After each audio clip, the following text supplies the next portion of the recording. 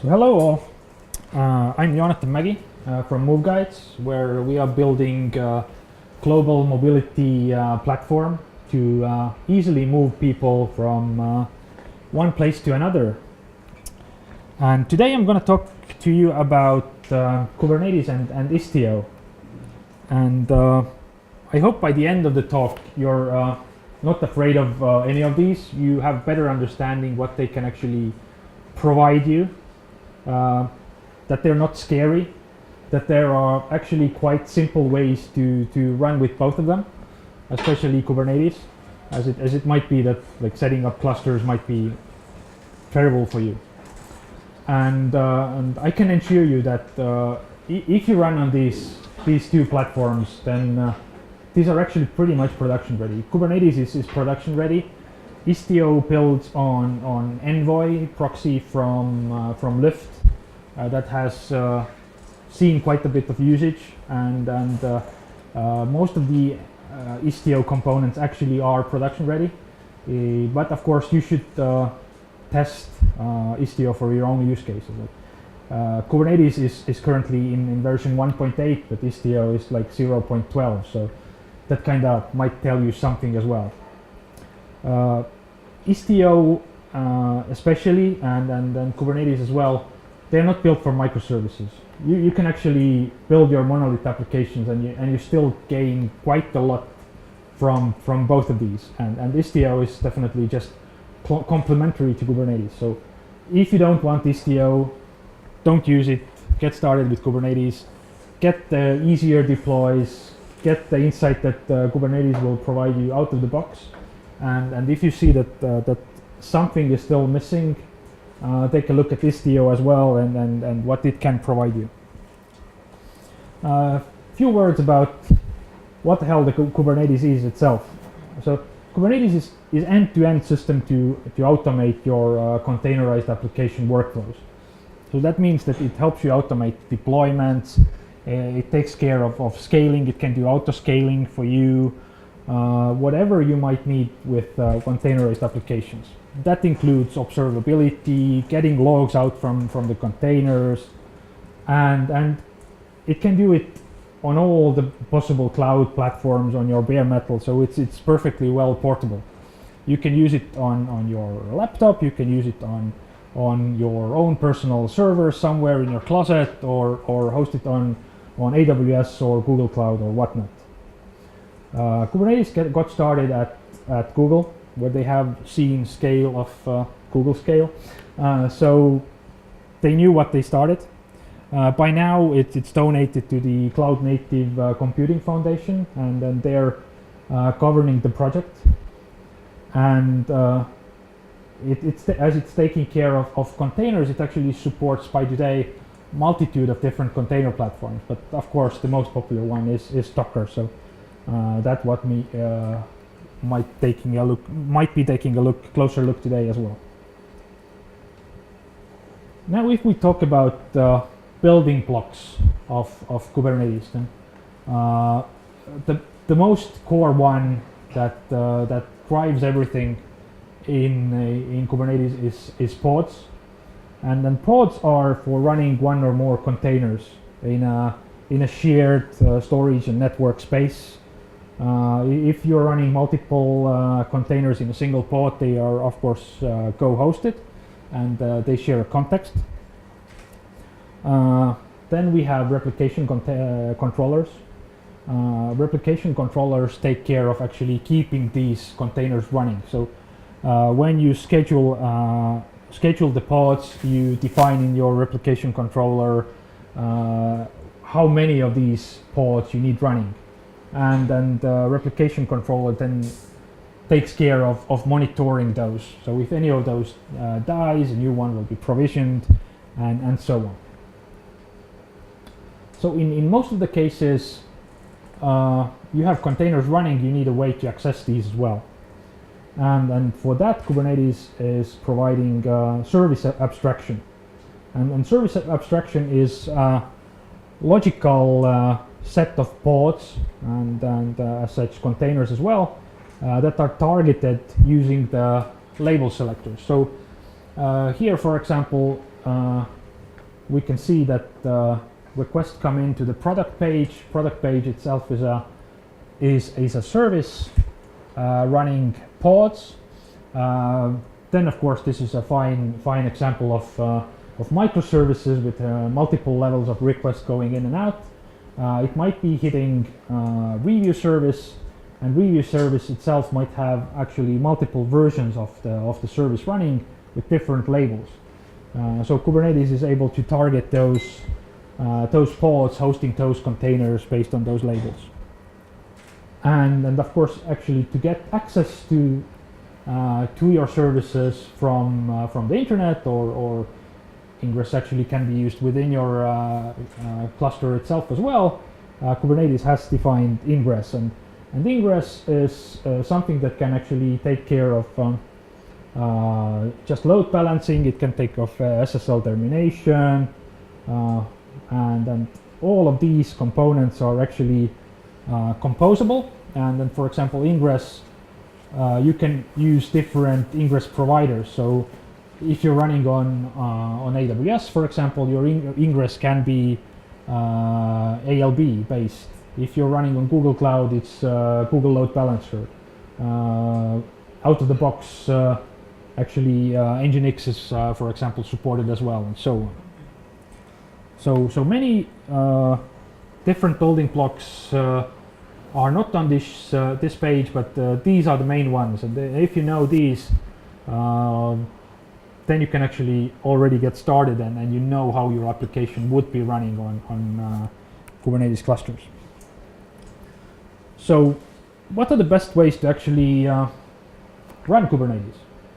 So I've split this slide into 3 different sections. First one, of course, if you just want to get started with development on Kubernetes platform locally, today the easiest way for that is that you just go to Minikube page and then get started with Minikube on your local laptop. The default way of running Minikube is using VirtualBox, but of course there are different ways to do that. If you're on Windows, you can use Hyper-V underneath and whatnot. Since the beginning of next year, hopefully you can get started with Kubernetes already from the Docker for Mac or Docker from Windows straight away. Currently you can go to beta.docker.com and then sign up to receive the announcement when they are ready to provide that platform to you.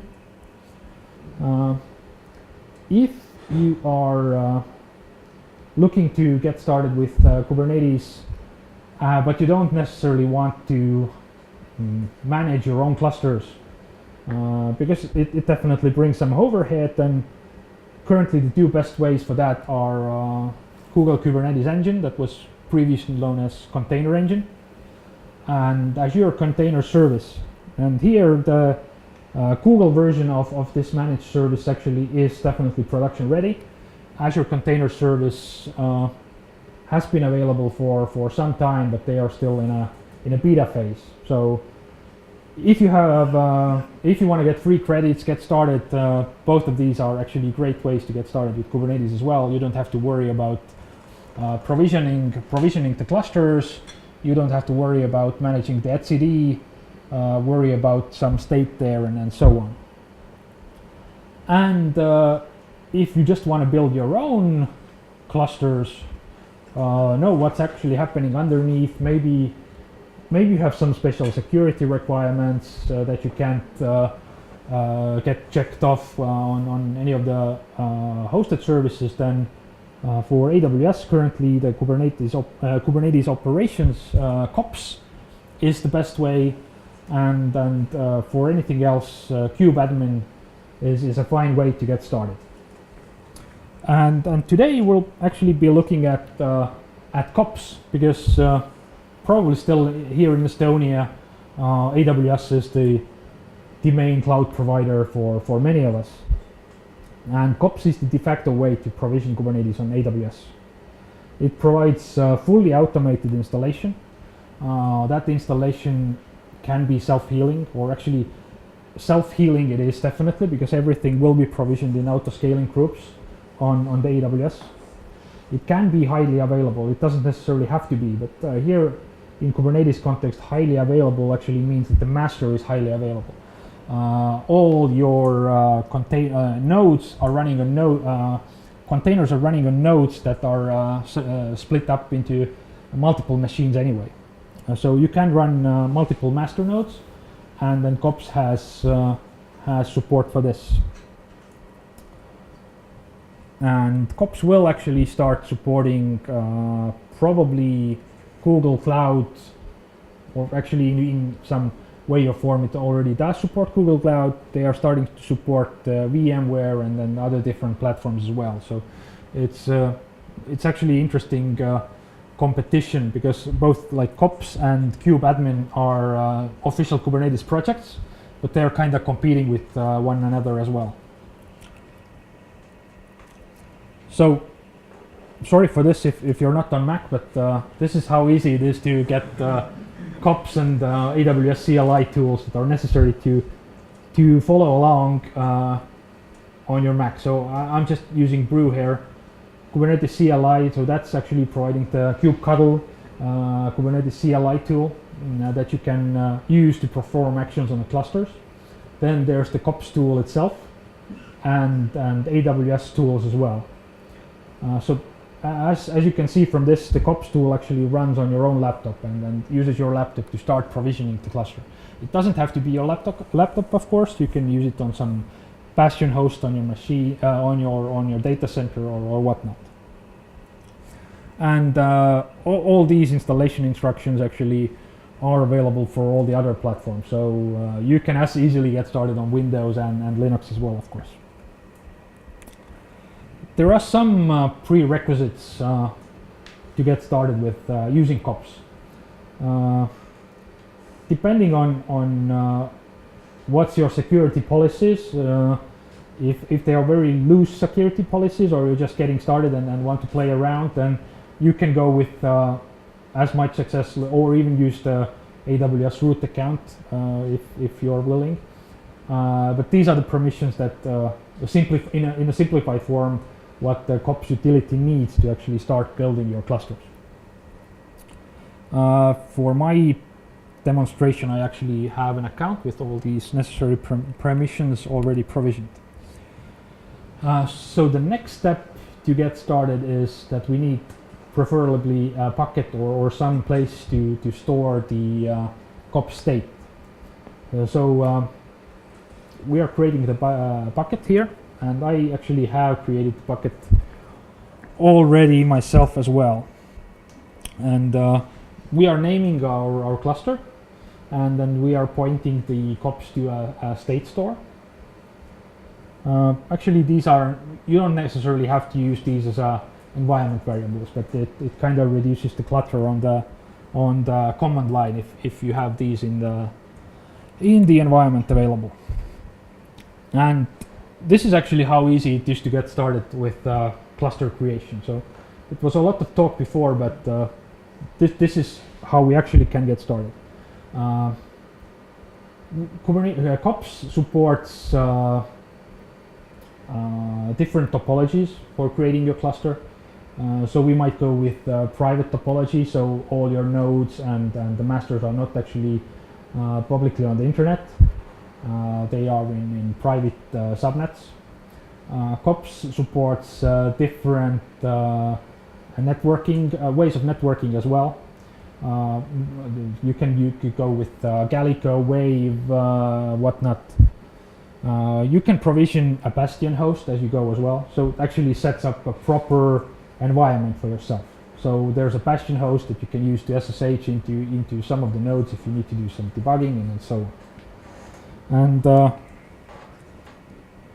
before coming to the stage, I actually ran this command here in a little bit different form because I was using different network provider, but it is quite verbose, and it's probably not very well perceived on a large screen, but I just ran it here before so we wouldn't spend like 5 minutes.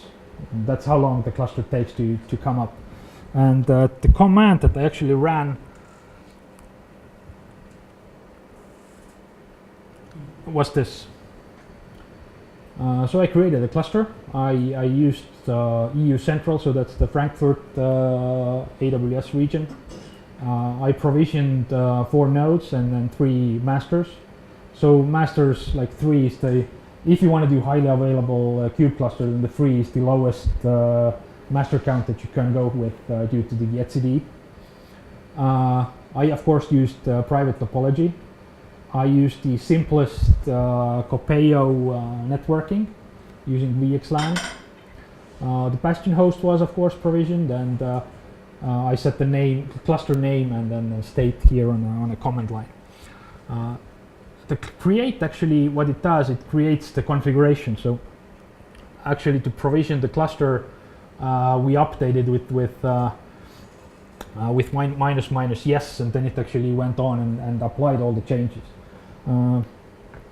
One interesting fact here is that you don't necessarily have to use COPS to actually apply all these rules or create the cluster. You can actually ask COPS to provide you with the Terraform formulas to provision the clusters yourself.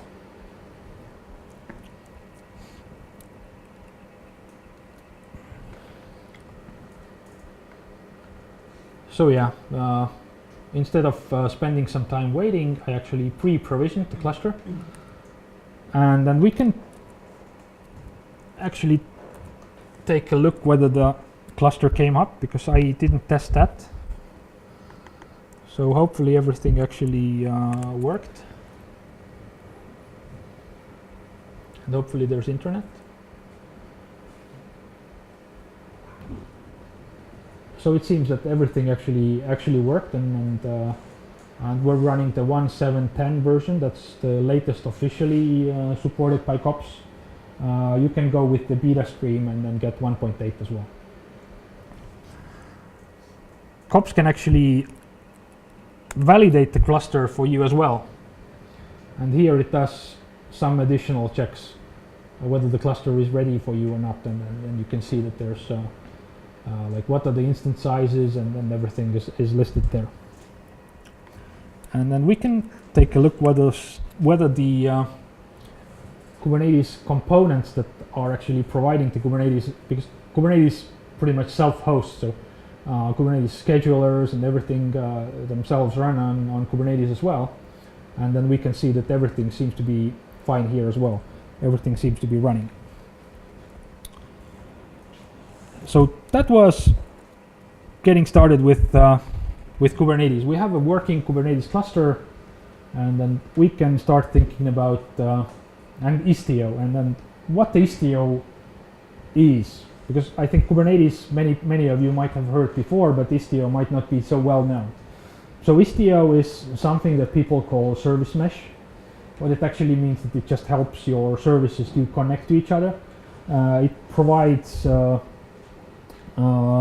traffic management, so you can do additional things that Kubernetes itself, based on its own labels, can't do.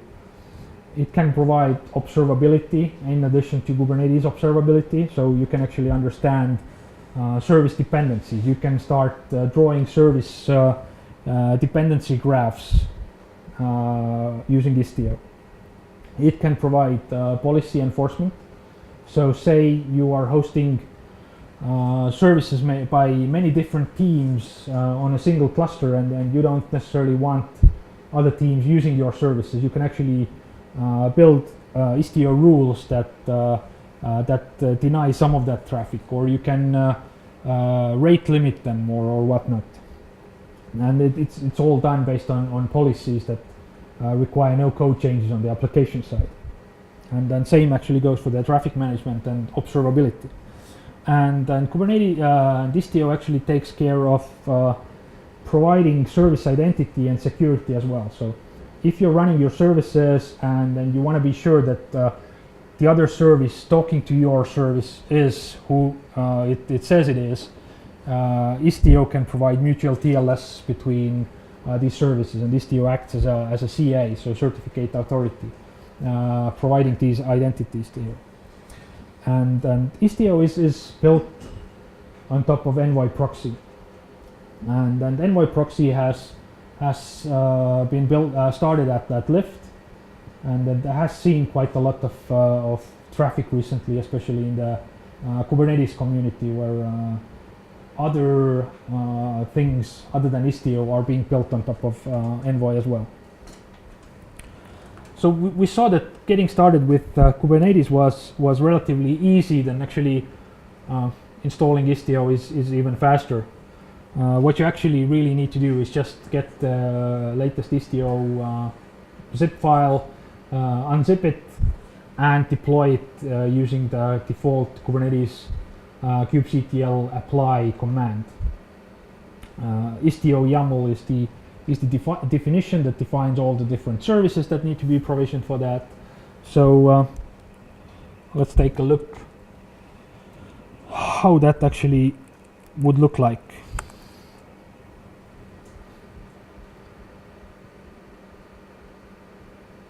So these are all the different resources and the metrics and everything that Istio defines for itself. And this was actually deploying Istio. Like, the containers right now are booting up, and we can see what are the services that that Istio defined. What are the building blocks for Istio? So here we can see that there's Istio egress. So all the traffic going out from the Istio cluster will be routed through that. There's Istio ingress. So that's the traffic into your cluster being load balanced. We see Istio mixer. Istio mixer is a service handling collection of metrics and policy abstractions and stuff like that. And then the Istio pilot is the control plane for the whole Istio project. So that gets your policies and then executes necessary actions on those. And then we can see whether everything is actually running. So yes, we can see that services have been up and running for almost a minute already. So that was how easy it is to get started with Istio. But to actually get some cool functionalities of Istio out of the box, we can deploy some Istio plugins as well. So let's get started with deploying, for example, Istio Prometheus plugin.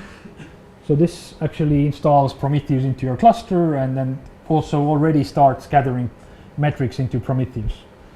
We can install Grafana plugin. So if you like pretty graphs, you probably know Grafana. This just provisions, deploys Grafana, and then there's already some predefined graphs in there for you as well to get started. As I promised there, you can get started with getting your service graphs out from the cluster as well. There's a plugin for that.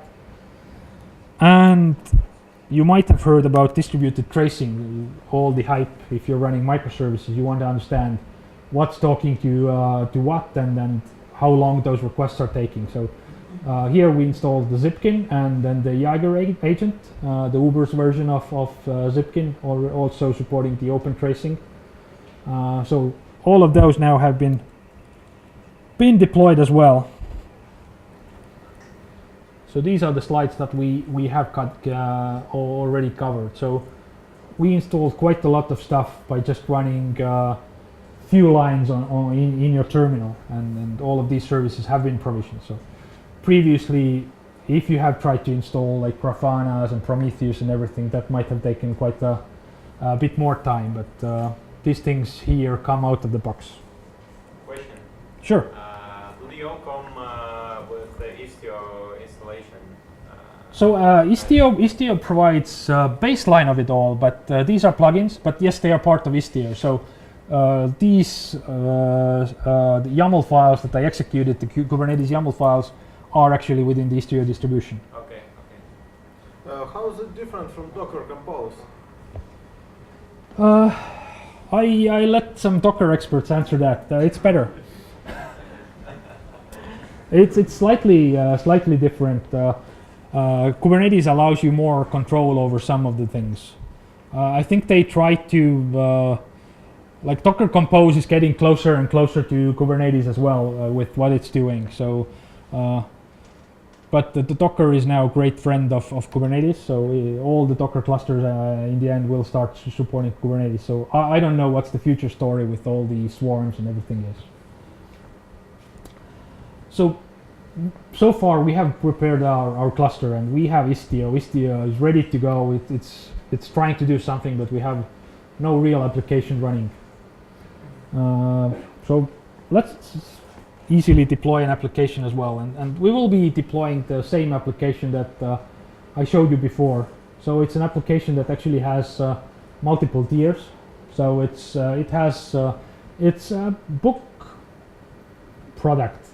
It pretty much provides product pages for books, reviews, book details, and ratings as well. And then we're covering many different languages here. So Python, Java, Ruby, Node. So something for everyone here, I hope.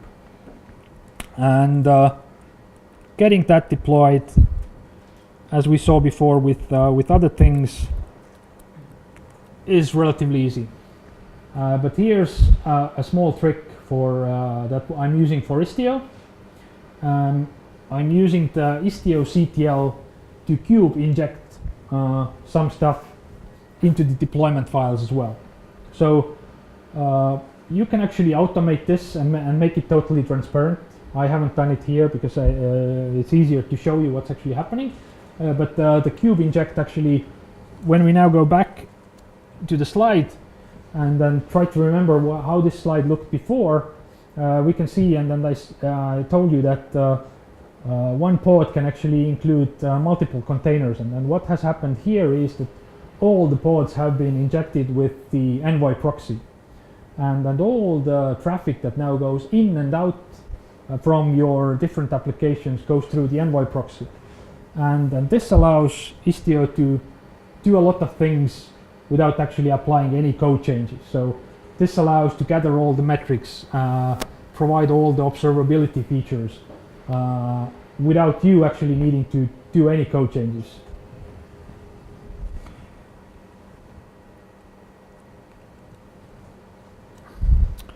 And here I'm promising you a URL, but actually to make it work, I'm gonna do a small hack as well. Hopefully it works.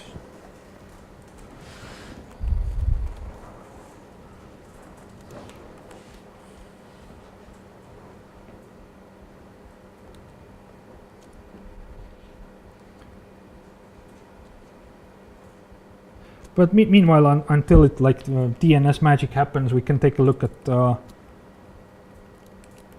what are the services that now have been defined.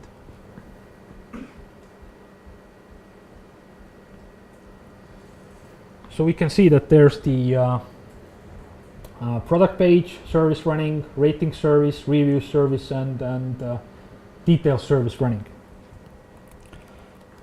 Let's see how many pods do we have. So we can see that there are multiple different versions of review application. We have a rating application, and we have product page and details. They have been up for 2 minutes now. They're running. They don't have restarts. Restarts means that if one of the containers there, for example, fails, it gets restarted by as the Kubernetes keeps things running. And then hopefully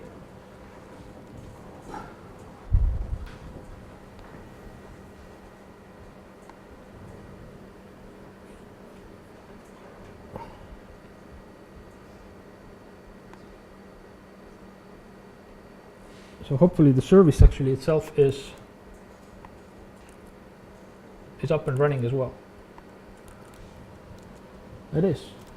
And then one interesting thing that you can see here is that the review section is actually changing as I refresh. And this is why because I have 3 different versions of the service running. One the application label that the service is targeted on is the same, but actually there are different versions. So we are actually, as we refresh, we're round robin hitting different service versions. So this is probably not how you should be running your services in production. Oh, like you might gather some information. This you can call this A/B testing, but probably you want a little more control over this. So ideally,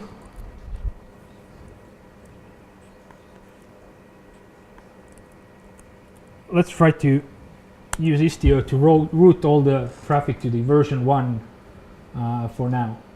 And then we're going to use Istio CTL to actually apply some rules. And now if we go to the page and we continue to refresh, you see that there's no change. So we are now always hitting the version 1. So this was all done without any code changes. I didn't cheat here. I didn't redeploy the application. I just applied some policies. One simple use case that you of course might think of is that before I roll out my next big version, I might want to test it. And how do I assign some test users to actually get the different version of the page or something like that? So Istio has a potential way of helping you for that as well.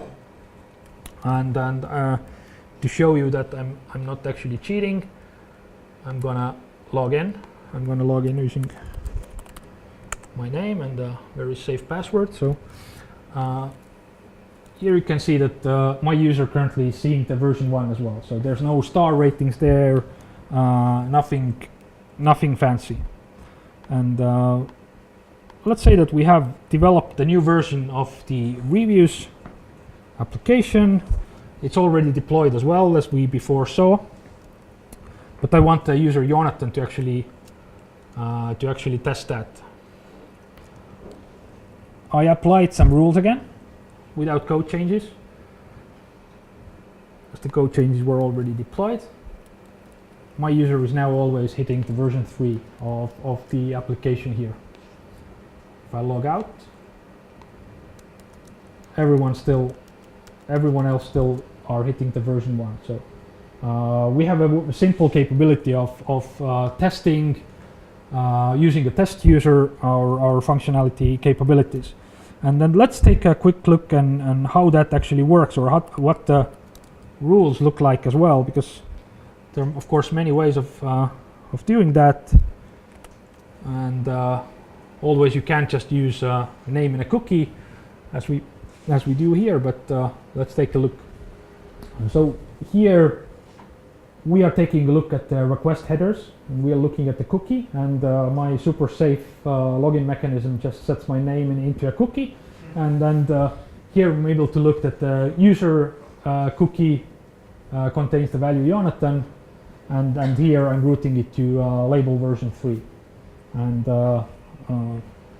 potentially you can use this to some sort of a test rollouts. You don't necessarily have to use a username there, but you can set some sort of a test group user, test group cookie, or anything like that, and then this might already solve some testing use cases for you.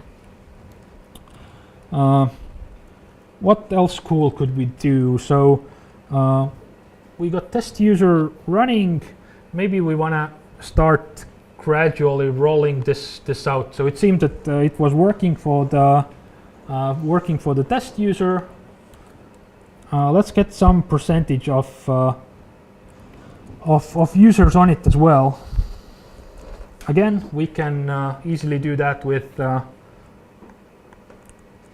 rules and policies. By applying a policy, actually 50% of the available capacity should be hitting the different version. So if we continue, and you can access it publicly, it's publicly available, books.kubernetesexample.co.uk/product page. You can actually go to the application and refresh and try it out. And then finally, if still all our metrics and everything looks okay, we can just actually roll all the users over to the version 3.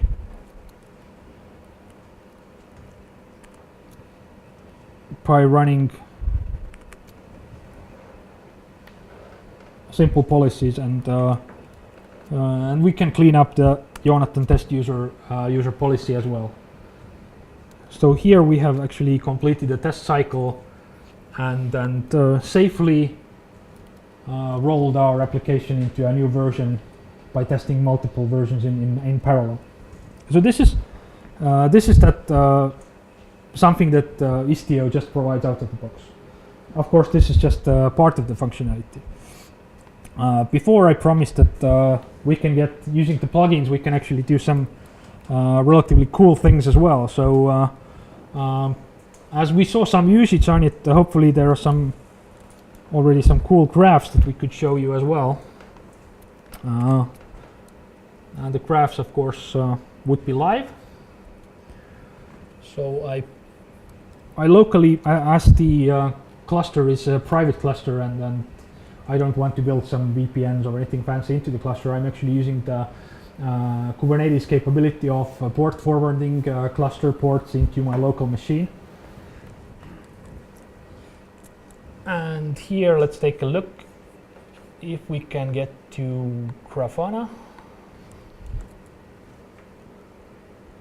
So this is the auto-generated Istio dashboard with some service mesh information. We can see HTTP traffic, services traffic already here as well. We can see per service traffic, and then the information like traffic going into different versions, latencies, whatnot. So this all comes out of the box.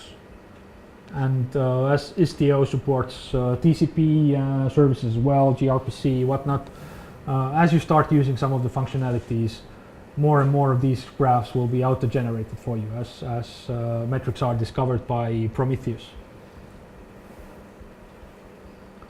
And then this is all live, currently proxied from the Cube cluster to my machine.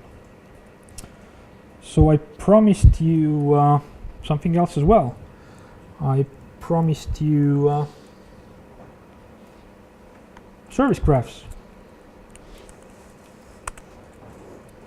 Again, we're gonna port forward one of the Istio plugins locally.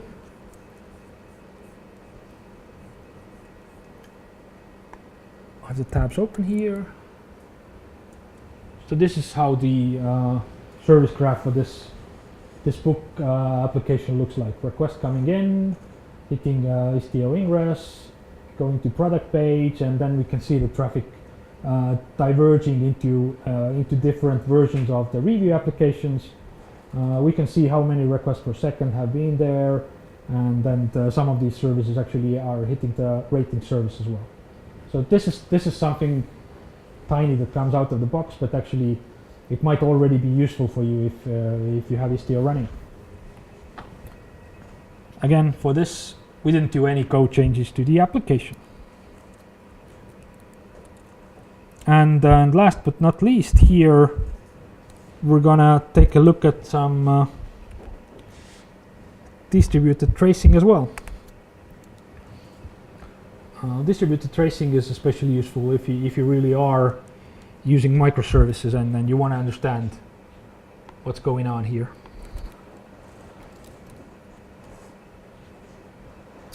So we're using the Jaeger interface. Let's see if there are any traces. And as we deployed the Istio plugin before we started doing anything with the application, it actually has continuously been gathering traces from the application.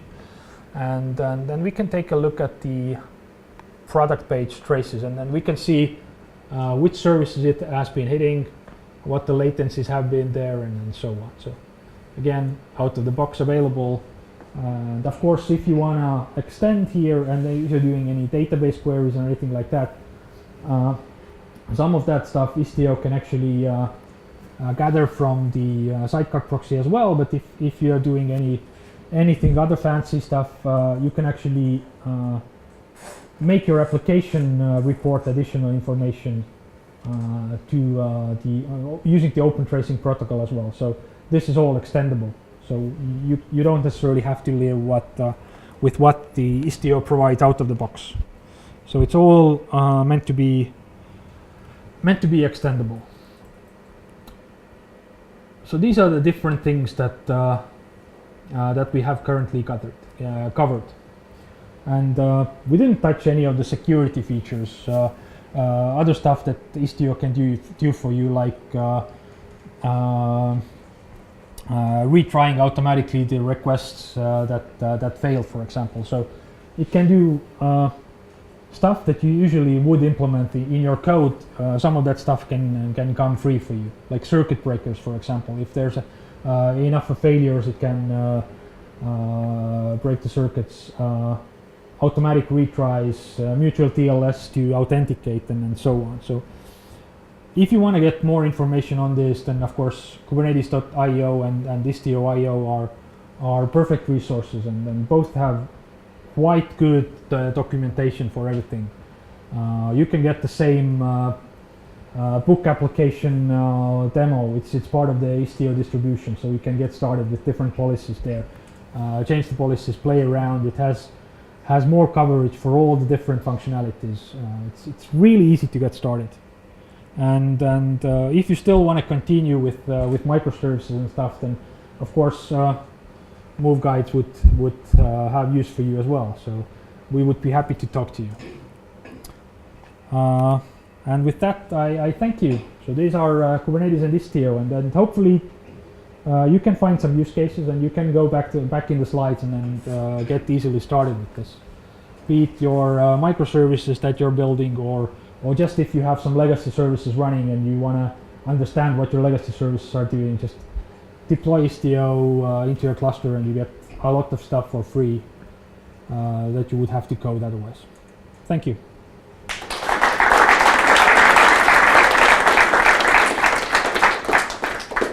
That was hell of a demo. Thank you so much. We got a couple of minutes to answer some questions, so if you have any questions, it's the right time. Kirill? Okay. I'll probably ask this question. We all saw that it's quite easy to roll this thing out. And it seems that there's a layer on top of another layer and some add-ons and plugins. Yes. Have you run into some issues which were like not because of you, but because of the underlying system? And how hard was it to troubleshoot? Troubleshooting is relatively easy, and I think part of that actually is thanks to it being layer on top of layer, because you can troubleshoot a specific component throughout the different. It's usually on a single layer, and then you can get logs, instrumentation, everything from that layer, and you know where that actually is coming from. Of course, there will be problems if you especially with Istio, you can find some edge cases where it doesn't probably support your use case, and so on, because as I said, it's still 0.12 as its version. Everything that has to do with the Envoy sidecar and getting the information out, the metrics, and using the traffic policies, I haven't seen any real issues with that. Kubernetes has been solid. Where some issues can reside there are like a different, again, a separate layer taking care of the ingress, for example. There can be some edge cases there because it's providing ingress is rendered differently in the different environments. So in AWS it can be ALB, ELB, there can be some issues there. The portability on the definition level is there, but maybe not the functional support on ELB or ALB is not on par with what, for example, Google Load Balancer would be able to provide you. So some of that stuff you need to work around. Debugging is really easy. Both of these actually have very healthy communities that are really easy to take part of as well. And if you're running on one of the hosted providers, then that actually takes part of that management out from your hands as well. That can be good and bad. For example, if you want to do the Istio automated injection without using the Istio CTL to kube inject, then by default on the stable version of Google Cloud that wouldn't be possible. If you're running on the, you can boot up your cluster in the alpha mode, and there it's possible. So they take some of the control away, but getting started, I think in a managed way is definitely the good way to get started. And then you understand whether you want to build some of the plugins yourself that you wouldn't be able to run unless you self-host and so on. So that's perfect demo for once we're using REST interface, right? Synchronous way of stuff.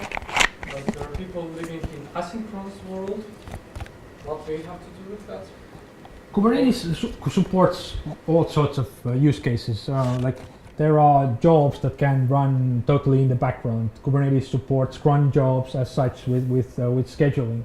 I'm not talking about the Kubernetes. I'm talking about Istio. Istio is still for mostly for like the RESTful or gRPC or like a type of interface where there's some in and out traffic that you want to monitor from end to end. But if you're doing some async stuff, then for example the distributed tracing would still work. Like if your async call is doing calls underneath it, those would still be captured and so on. So you still get all that information for free. If you're hitting your asynchronous service somehow to get it processing something, you can still route that with Istio capabilities. So most of that stuff is still very useful. This is not my area, so sorry if it's too basic question, but about Kubernetes.